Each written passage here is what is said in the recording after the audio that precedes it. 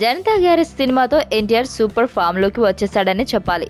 ఎందుకంటే ఇక మొదట ఎన్టీఆర్ ఓరమాస్ సినిమాలు కాకుండా చాలా మీనింగ్ఫుల్ కమర్షియల్ సినిమాలు చేస్తాడని అర్థమైపోతోంది.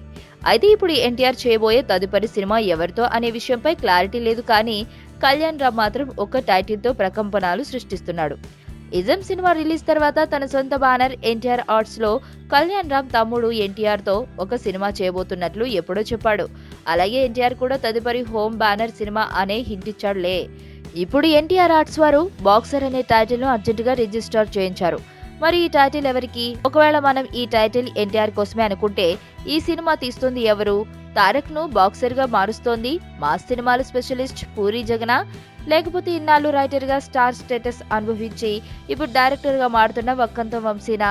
అయితే పూరి జగన్ తాను ఎన్టీఆర్ తో చేయబోయే సినిమాకు నెగిటివ్ సౌండ్ ఉండే 420 అనే టైటిల్ ను కన్సిడర్ చేయించినట్లు ఇప్పటికే ఒక టాక్ ఉంది.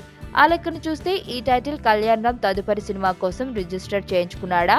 ఇలాంటి సందేహాలు అనేకం వస్తున్నాయి. ఎందుకు ఇదంతా చేస్తున్నావు? ఏంటి నీ ప్లాన్? ఆ ఇంటి గురించి ఏం తెలుసుకోకుండానే వచ్చారా? రూబీ అని అమ్మాయి ఉండేది. హీరోయిన్ అవ్వాలని ముంబై వచ్చింది.